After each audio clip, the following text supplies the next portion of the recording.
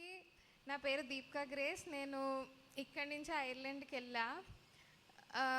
2 years back వెళ్ళా Ireland. So నేను Ireland వెళ్ళాక 1 year మాస్టర్స్ చేశానండి. ఆ దేవుని కృప, మాస్టర్స్ అంతా పాస్ అయ్యా. ఫస్ట్ క్లాస్ ఆనర్స్ ఇచ్చారు దేవుడు. బయోటెక్నాలజీలో మాస్టర్స్ చేశాను.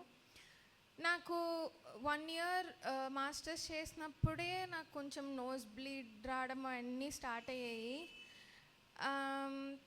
నోస్ బ్లీడ్స్ రావడం స్టార్ట్ అయినప్పుడు నాకు ఆల్రెడీ వైజాగ్లో సైనస్ ఉంది. అంటే అప్పటికి నోస్ ఆపరేషన్ అంతా అయింది. చిన్నప్పుడు సైనస్ అది ఉండింది. దానివల్ల వెదర్ చేంజ్ వల్ల సైనస్ అంతా వచ్చిందేమో, నోస్ బ్లీడ్స్ అని అనుకున్నా. బట్ నాకు ఫైజర్ ఇంటర్న్షిప్ వచ్చింది దేవుని కృపను బట్టి. నేను 2 డ్రీమ్ కంపెనీస్ అనుకున్నానండి. ఒకటి ఫైజర్, జాన్సన్ అండ్ జాన్సన్ రావాలని ప్రార్థన చేసుకున్నా. దేవుడు నాకు ఫైజర్లో ఇంటర్న్షిప్ ఇచ్చారు. ఇంటర్న్షిప్ చేస్తున్నప్పుడు నాకు కెమికల్స్ హ్యాండిల్ చేస్తున్నప్పుడు అలా నోస్లోంచి బ్లడ్ కారిపోవడం అలా జరిగింది. అప్పుడు నాకు మా ఫ్రెండ్స్ చెప్పారు ఒకసారి డాక్టర్కి వెళ్ళి చెక్ చేయించుకోమని. అక్కడ చాలా కాస్ట్లీగా ఉంటుంది ట్రీట్మెంట్ అంతా. సో ఫస్ట్ నేను వెనకాడాను, కానీ ఎందుకులే లేట్ చేసుకోవడం అని చెప్పి ఇంకెళ్ళి చెక్ చేసుకున్నా. అప్పుడు నాకు మా అక్కడ డిపార్ట్మెంట్ వాళ్ళు నాది టెస్ట్లు అంతా చేయించి నాకు ఆంకాలజీ డిపార్ట్మెంట్కి అసైన్ చేశారు. అప్పుడు ఏంటి వీళ్ళు ఆంకాలజీ డిపార్ట్మెంట్కి అసైన్ చేశారు అంటే డబ్బులు తీసేసుకోవడానికి అలా అనుకున్నా. బట్ ఫస్ట్ ఈబీవీ టెస్ట్ చేయించారు. 70% క్యాన్సర్ ఉంది అని కొంచెం ప్రూఫ్లా ఉంది. తర్వాత బయాప్సీ చేస్తే ఇంకా క్యాన్సర్ అని తేలిందండి. ఆ క్షణం నాకేం చేయాలో అర్థం కాలేదు. నేను 22 years మా డాడీ వాళ్ళతో పెరిగాను. ఫస్ట్ టైం నేను పేరెంట్స్ని విడిచి దేవుని కృపను బట్టి ఐర్లాండ్ వెళ్ళాను. అక్కడ నేను ఒంటరిగా నాకు క్యాన్సర్ అని తెలిసింది. ఎలా తీసుకోవాలో తెలియలేదు. కానీ నేను అప్పుడు ఆడలేదండి. ఒక్కటే అనుకున్నా, సరే క్యాన్సర్ వచ్చింది, ఫైట్ చేయాలి, ఏడిస్తే ఏమొస్తుంది, ఏం రాదు, ముందుకే వెళ్ళాలి అనుకున్నా. ఇంకా ట్రీట్మెంట్ అదంతా చెప్పారు డాక్టర్. నాకు SCC క్యాన్సర్ ఉందండి. ఇక్కడ ఉంది క్యాన్సర్, నర్వ్స్లో ఉంది. అది ఫస్ట్ స్టేజ్ 2B అన్నారు. స్టేజ్ 3కి వెళ్ళడానికి టైం పడుతుంది, కంగారు లేదు, కీమో ద్వారా తగ్గించవచ్చు అని అన్నారు. కీమో ఇచ్చారు. ఫస్ట్ ఒక సెషన్ కీమో ఇచ్చారండి. నాకు ఇస్తే అస్సలు పడలేదు నాకు కీమో. అంటే నా బాడీ చాలా సెన్సిటివ్ అయిపోయింది. నోస్లోంచి బ్లడ్ చాలా వచ్చేసేది. రోజు నోస్లోంచి బ్లడ్ వచ్చేదండి. ఇంక ఇంటర్న్షిప్ కూడా ఆపేయాల్సి వచ్చింది. అప్పుడు నాకు నోస్లోంచి బ్లడ్ వచ్చాక ఇంకా ఇదేంటి, ఫైజర్ ఇంటర్న్షిప్ లేదు, నా దగ్గర ఏ జాబ్ లేదు. కానీ నేను ఒక జాబ్ చేసేదాన్ని, ఇంగ్లీష్ టీచ్ చేసేదాన్ని పెద్దవాళ్ళకి, ఇంటర్నేషనల్ వాళ్ళకి. వాళ్ళు ఏజ్ చాలా పెద్దగా ఉంటుంది, వాళ్ళకి టీచ్ చేసేదాన్ని ఇంగ్లీష్. ఇంకా డాక్టర్ ఏమన్నారంటే కీమో అవ్వట్లేదు కదా, ఇంజెక్షన్స్తో స్టార్ట్ చేద్దాము, ఇంజెక్షన్స్ ద్వారా బ్లడ్ కంట్రోల్ చేయడం అవుతుంది అని అన్నారు. ఇంజెక్షన్స్ ఇచ్చేవాళ్ళండి. ఇక్కడ ఫస్ట్ 5, ఇక్కడ 5తో స్టార్ట్ చేశారు. నోస్లో గుచ్చేవాళ్ళు. అది ఎంత పెయిన్ఫుల్గా ఉంటుందో అది నాకు తెలుసు. అంటే ఒక ఇంజెక్షన్కి గుచ్చినప్పుడే ఏదోలా అయిపోతాం, అలాంటిది నోస్లో ఇంజెక్షన్ గుచ్చినప్పుడు నాకు అసలు అది చెప్పలేనండి ఆ పెయిన్. ఇక్కడ 5 ఇచ్చారు, అది ఆగేది కాదు. మళ్ళీ 15, ఇక్కడ 15 ఇచ్చేవాళ్ళండి. అలా ప్రతి వీక్ 2 to 3 times ఇచ్చేవాళ్ళు బ్లీడింగ్ ఆగడానికి. మళ్ళీ ఒంటరిగా ఉన్నా, మళ్ళీ ట్రీట్మెంట్కి వెళ్ళాలి, మళ్ళీ జాబ్ చేసుకోవాలి, మళ్ళీ ఇంటికి రావాలి, మళ్ళీ వంట వండుకోవాలి. అదంతా దేవుడే చూసుకున్నాడండి నాకు అక్కడ. ఫస్ట్ ఆఫ్ ఆల్ మీ అందరూ చేసిన ప్రార్థనలండి నేను ఇక్కడ ఇలా ఉన్నానంటే. ఇంకొకటి, ఇంజెక్షన్స్ ఇచ్చారు, అప్పటికి బ్లడ్ ఒక్కటే ఆపడానికి. క్యాన్సర్ మాత్రం మళ్ళీ టెస్ట్ చేస్తే స్టేజ్ 3Bకి వెళ్ళిపోయింది అప్పటికి. ఇంకా చాలా భయం వేసిందండి. ఇంకా స్టేజ్ 3Bకి వెళ్ళిపోయినప్పుడు ఒక మనిషికి ఎక్స్పైరీ డేట్ ఇస్తే ఎలా ఉంటుందో నాకు నా కళ్ళ ముందు, నువ్వు నవంబర్లో ఇంకా నీలా ఉండవు, నువ్వు ఇంకా అంటే యుల్ గో అని చెప్పారు. అప్పుడు నాకు ఏం చేయాలో అర్థం కాలేదు. మా మమ్మీ వాళ్ళకి 1 మంత్ వరకు చెప్పలేదండి నేను క్యాన్సర్ అని. వాళ్ళు ఒంటరిగా ఉన్నారు, వాళ్ళు ఎలా తీసుకుంటారు, ఒక్కగానొక కూతుర్ని కదా అని ఆలోచించాను. కానీ ప్రార్థన ఉండాలి, ఎందుకంటే నా శారీరకంగా నేను సహకరించలేకపోతున్నాను ప్రార్థనకి. అది ఎందుకంటే బయటికి వెళ్ళాలి, జాబ్ చేసుకోవాలి, ఇంటికి రావాలి, వంట వండుకోవాలి, అన్నీ చేసుకోవాలి. ఇంకా మమ్మీ వాళ్ళకి చెప్పాను. మమ్మీ ఒకటే అనింది, నాన్న నేను మీకేం ఇవ్వలేదు కానీ ప్రార్థన ఒకటి ఇస్తాను నాన్న, దేవుడు ఉన్నాడు నాన్న నీతో అని ధైర్యం చెప్పేది. ఇంకా నాకు నాకు లేజర్ ట్రీట్మెంట్ అప్పుడు స్టార్ట్ చేశారండి. అంటే ఇంజెక్షన్స్ అలా ఇవ్వడం వల్ల పెద్ద యూజ్ ఉండట్లేదని చెప్పి ఫస్ట్ లేజర్ ట్రీట్మెంట్ స్టార్ట్ చేశారు. నాకు ఆండ్రూ గారని డాక్టర్ ఉంటారండి. అతను యాక్చువల్లీ నా కేసు ఎవ్వరూ తీసుకోవడానికి ఇష్టపడలేదు, ఎందుకంటే నాకు సర్జరీ ద్వారా కూడా ఇది అవ్వదు, సర్జరీ చేస్తే ఓన్లీ 10% ఛాన్స్ నేను బతకడానికి, సర్జరీ వద్దన్నారు. ఇంకా డాక్టర్ ఏం చేశారంటే పెద్ద వాళ్ళకి కొంచెం అడిగి ఆస్ట్రేలియన్ డాక్టర్ని అలా యుఎస్ డాక్టర్ని అలా రప్పించారు. ఆండ్రూ గారు చాలా బాగా చూసుకున్నారు అతను నన్ను, దేవుడు ఇచ్చిన సహవాసం. అయితే నాకు లేజర్ ట్రీట్మెంట్ అప్పుడు నాకు 3 times లేజర్ ట్రీట్మెంట్ అయింది. నాకు అప్పుడు యానెస్థీషియా ఎక్కలేదు. లేజర్ ట్రీట్మెంట్ ఒక నరకం. ఎలా అంటే క్లోజ్డ్గా ఉంటుంది రూమ్ అంతా, మొత్తం రేడియేషన్లా ఉంటుంది. అక్కడ ట్రాన్స్పరెంట్ గ్లాస్ ఉంటుంది, అక్కడి నుంచి ఆపరేట్ చేస్తారు. నా చుట్టూ ఎవ్వరు ఉండరు, చీకటిగా ఉంటుంది. నేను ఒంటరిగా అలా పడుకొని ఇంకా లేజర్ ట్రీట్మెంట్ చేసుకోవాలి. ఆ క్షణం అనిపించిందండి, ఎందుకు ఈ జీవితం ఇవన్నీ ఇప్పేసి బయటికి వెళ్ళి సూసైడ్ చేసుకుందాం అనిపించింది. ఒక్కటే గుర్తొచ్చింది, మా మమ్మీ మా డాడీ గుర్తొచ్చారు. నా కోసం వాళ్ళు ఉన్నారు అక్కడ, నా కోసం ఎదురు చూస్తున్నారు, దేవునికి ప్రార్థన చేస్తున్నారు అని ఒక్కటే ధైర్యం వచ్చిందండి నాకు. లేజర్ ట్రీట్మెంట్ చేసేవాళ్ళు చాలా పెయిన్ ఉండేది, యానెస్థీషియా ఇచ్చారు కానీ ఎక్కేది కాదు. కానీ ఒక 2 లేజర్ ట్రీట్మెంట్స్ తర్వాత 3rd oneకి యానెస్థీషియా ఎక్కడం స్టార్ట్ అయింది. యానెస్థీషియా ఎక్కాక ఇంకా డాక్టర్స్ ఏమన్నారంటే ఓన్లీ ఇది ఒక మిరకల్, ఏదో ఒక లైఫ్లో ఒక చిన్న హోప్ వచ్చింది యానెస్థీషియా ఎక్కడం, ఇంకా కీమో స్టార్ట్ చేద్దాంలే అని అన్నారు. నాకు డిసెంబర్లో కీమో ఇచ్చారండి, కానీ నాకు ఫిట్స్ వచ్చింది, కీమో అస్సలు వర్క్ అవ్వలేదు. ఇంకా లేజర్ ట్రీట్మెంట్ తర్వాత కీమో స్టార్ట్ చేశారండి. నాకు డాక్టర్ గారు ఎంత ధైర్యం ఇచ్చేవాళ్ళంటే, నువ్వు విల్ పవర్ తెచ్చుకోండి. నేను అనేదాన్ని, డాక్టర్ గారు ఎక్కడి నుంచి తెచ్చుకోవాలి విల్ పవర్, ఇప్పటికే చాలా ఫేస్ చేస్తున్నాను, నేను ఎక్కడి నుంచి తేవాలి విల్ పవర్ అని అడిగేదాన్ని. కానీ కీమో స్టార్ట్ చేశారండి. కీమో స్టార్ట్ చేసినప్పుడు ఇదంతా ఒక ఎత్తు అయితే, ప్రతిదీ ఒక పెయిన్ అయితే, కీమో ఇంకా పెయిన్ ఉండేది. కీమో బాగానే ఇంజెక్షన్ అది ఇచ్చేవాళ్ళు, కానీ ఇంజెక్షన్స్ ఎక్కించిన తర్వాత ఇంటికి వెళ్ళడానికి నాకు అసలు సహకరించేది కాదు. కానీ ఒంటరిగా వెళ్ళాలి ఇంటికి, తప్పదు. అప్పుడు అనిపించేది, దేవుడా ఎందుకు నాకు ఇది ఇచ్చావు, నేను ఏం చేశాను నాకు ఇది ఇచ్చావు అని అనిపించేదండి. కానీ ఒక్కటే లైఫ్లో ముందుకెళ్ళిపోవాలి, అక్కడ ఆగిపోకూడదు, అదొక్కటే అని నేను నమ్ముతాను. నాకు ఒక టైంలో ఏమైందంటే, నాకు జాబ్ అంతా చేతిలో ఉండింది, అంత బాగుండింది, నేను బయోటెక్నాలజీ చేశాను, అందులో పోయింది. లోన్ తీసుకున్నాను, 29 lakhs లోన్, అది తీర్చుకోవాలి, ట్రీట్మెంట్ కాస్ట్ అన్నీ మైండ్లో ఉండేది.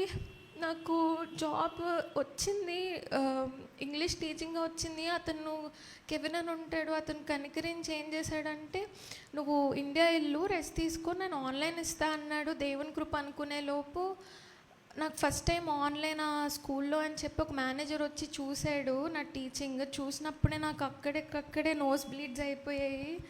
అయినప్పుడు అప్పుడు అనుకున్నానండి, ఓకే ఇంక ఈ జాబ్ కూడా లేదనుకున్నాను. అలానే రూమ్లోకి పిలిచి నువ్వు రెస్ట్ తీసుకోవాలి అని అన్నారు. నా చేతిలో ఏం లేదు ఆ టైంలో. అప్పుడు ఒక్కటే ఐర్లాండ్ రోడ్డు మీద వెళ్ళి కూర్చొని ఆకాశం వైపు కన్నెత్తి, నేను నా చేతిలో ఉన్నవన్నీ పోతున్నాయి, నాకు ఏం చేయాలో తెలియలేదండి. అప్పుడు మమ్మీకి కాల్ చేశాను, మమ్మీ ఇలా జాబ్ పోయింది మమ్మీ, ఫీజు కట్టుకోవాలి, ఎన్ని ఉన్నాయి మమ్మీ, ఏం చేయాలని. ఎవ్రీ మంత్ 2,50,000 కట్టాలండి, నేను ఎలా చేసుకోవాలి మమ్మీ అని అనేదాన్ని. మమ్మీ ఒక్కటే నాన్న ఏం కాదు, ప్రేయర్ చేసుకో, జాబ్ వస్తుందని అనింది. ఆ టైంలో రోడ్డు మీద ఏడ్చానండి, ఒక 2 గంటలు ఏడ్చాను రోడ్డు మీద కూర్చొని. అందరూ నన్ను వింతగా చూస్తున్నారు. అప్పుడు ఇంక ఏడుస్తే ఏమొస్తుందని చెప్పి ఇంటికి వెళ్ళి ఆ నైట్ 3:30 వరకు జాబ్స్ అప్లై చేశానండి. ఎన్ని జాబ్స్ అప్లై చేశాను నాకు తెలుసు. ఇంకా ఏం చేయాలో తెలియదు. ఇంకా జాబ్స్ అప్లై చేశాను. అలా 1 వీక్ తర్వాత ఒక కాల్ వచ్చింది, ఇలా ఇంటర్వ్యూ చేస్తాము అని అంటే నాకు ఏదైనా పర్లేదు, నేను కనీసం శాలరీ కూడా అడగలేదండి ఆ జాబ్కి. అప్పుడు వాళ్ళు ఇంటర్వ్యూ తీసుకున్నారు. అంతా చేశాక ఆఫర్ లెటర్ రిలీజ్ చేశారండి నాకు. దేవుని కృప. నేను ఫస్ట్ ఆఫర్ లెటర్ రిలీజ్ చేసి పార్ట్ టైం అనుకున్నా, కానీ అది manager position, 40,000 euros per annum. అంటే నేను ఎంత ఆనందించానంటే నాకు చాలా అవసరం ఆ సిచ్యువేషన్లో. ఎందుకంటే నేను ఒకవైపు ట్రీట్మెంట్ కట్టుకోవాలి, మా స్తోమత మాకు తెలుసు, మా డాడీ స్తోమతకు మేము చదివించారు నన్ను. నేను బర్డెన్ అవ్వకూడదని అనుకున్నాను. ఒక్కటే ప్రేయర్ చేసుకునేదాన్ని, లోకపరంగా కూడా నేను ఆశీర్వదించాను నువ్వు నన్ను అని. నాకు అప్పుడు జాబ్ వచ్చింది. ఆ జాబ్లో పిల్లల్ని అంటే స్కూల్ ప్రిన్సిపల్ జాబ్, అది చాలా ఆనందించాను. అన్ని జాబ్ వచ్చింది అంతా దేవుని కృప. కీమో కూడా స్టార్ట్ చేశారు. జాబ్ చేసుకునేదాన్ని, అలానే కీమోకి వెళ్ళేదాన్ని, ఇంటికి వచ్చేదాన్ని, వంట చేసుకునేదాన్ని. వాళ్ళు అస్సలు సహకరించేది కాదండి. ఇండియా వచ్చేయాలనిపించేది, కానీ ఒక్కటి నేనే తీర్చుకోవాలి, నేనే ట్రీట్మెంట్ అంతా తీసుకోవాలి. నువ్వు అలా నన్ను పంపించవు ఇండియాకు, ఒక రీజన్ వల్లే పంపించావా ఐర్లాండ్ కానీ ఒక్కటే అనుకునేదాన్ని. ఇంకా కీమో తీసుకున్న, కీమో స్టార్టింగ్ పెద్ద ఇది లేదు అంటే పెద్ద ఇంప్రూవ్మెంట్ లేదన్నారు. ఆ తర్వాత తీసుకునే కొద్దీ ఒక 11 సెషన్స్ అలా కూర్చోబెట్టేవాళ్ళు. మెడిసిన్స్ అన్నీ రోజుకు 15 టాబ్లెట్స్ వేసుకునేదాన్ని. మెడిసిన్స్ అన్నీ ఇచ్చేవాళ్ళు. కీమో ఇచ్చారు. లాస్ట్ మంత్ కీమో ఇచ్చారండి 11 సెషన్స్. డాక్టర్ అన్నారు ఇంక ఇండియా వెళ్ళు, నమ్మరు నీకు క్యాన్సర్ ఉందంటే. చాలా సన్నమైపోయాను నేను. 66 నుంచి 56కి వచ్చానండి వెయిట్. మళ్ళీ ఇప్పుడు 60కి వచ్చాను. డాక్టర్ అన్నారు నమ్మరు ఇండియా వెళ్తే అని అన్నారు. దేవుడు పట్టుకొచ్చారండి ఇండియాకి. మీ అందరూ చేసిన ప్రార్థనలండి. క్రైస్తవులు ఒక్కటి గర్వంగా చెప్పుకోగలరు ఏంటంటే మన పొరుగువారిని వాళ్ళే ప్రేమించాలి అని అన్నారు కదండి దేవుడు. మీరు నన్ను అంతలా ప్రేమించి అంత ప్రార్థనలు చేసి నా కోసం నేను ఇక్కడ సజీవ సాక్షిగా నిలబడ్డానండి. అదంతా మీ వల్లే. ఇంకోటి ఏంటంటే అంత బాగుంది కదా అని అనుకుంటే, నిన్న మా హాస్పిటల్ వాళ్ళు కాల్ చేసి నా పర్సనల్ డీటెయిల్స్ అంతా అడిగారు. సరే అని చెప్తే మీ డాక్టర్ అంటే ఎక్స్పైరీ అయ్యారండి మా డాక్టర్. ఇది ఒక కొత్తగా వచ్చిందండి సమస్య. అంటే మా డాక్టర్ ఇంక లేరు. నాకు ట్రీట్మెంట్ అతనే ఇస్తారు. వాళ్ళు ఒక 1 month ట్రీట్మెంట్ ఆపాల్సి వస్తుంది అని అన్నారు. ఆ డాక్టర్ నాకు చాలా హెల్ప్ చేశాడండి. అతను ఒక ధైర్యం నాకు. కానీ దేవుడా నువ్వే ఉన్నావు, నేను ఇంక ముందుకెళ్ళాలి, తప్పదు, ఇక్కడ ఆగిపోలేను, ముందుకెళ్ళాలి, ఒక అడుగు ముందుకేయాలి అని అనుకున్నా. ప్రేయర్ చేయండి. నాకు సెప్టెంబర్ ట్రీట్మెంట్ యాక్చువల్లీ అవ్వాలి, కానీ డిలే అవుతుంది. ట్రీట్మెంట్ కాస్ట్ అతను 3,50,000 నుంచి 2,80,000 తగ్గించాడు స్టూడెంట్లా అతను. బట్ ఇప్పుడు ఏమవుతుందో తెలీదు. అంత దేవుడికి వదిలేసాను. అంత ప్రేయర్ చేయండి. ఇది చిన్న సాక్ష్యం కదా, చాలా పెద్ద సాక్ష్యం. మీ అందరి ప్రార్థనల వల్ల నేను ఇక్కడ ఉన్నాను. Thank you so much. మీ అందరికీ పేరు పేరున వందనాలు తెలియజేస్తున్నాను. Thank you. Praise the lord.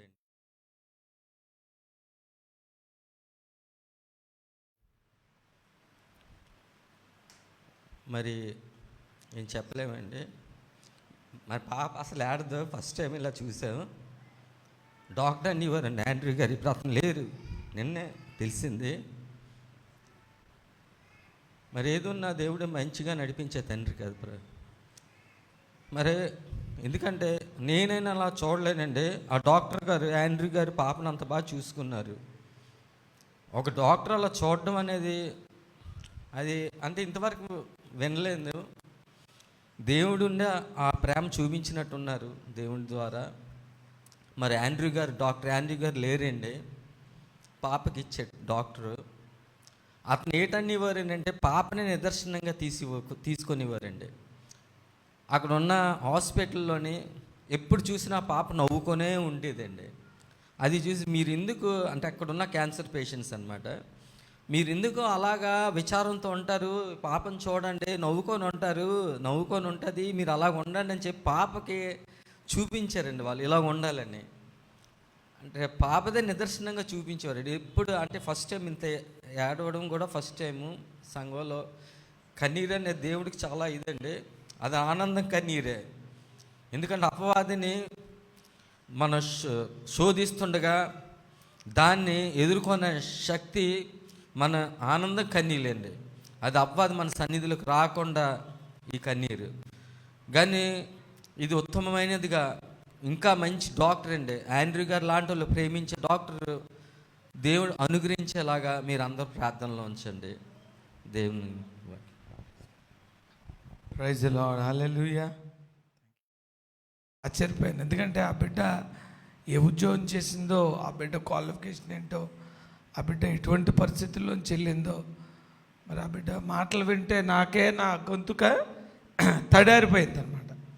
కాబట్టి దీపికా గ్రేస్ని బట్టి దేవునికి వందనాలు చెప్తాం. హల్లెలూయా, హల్లెలూయా. ఇప్పుడు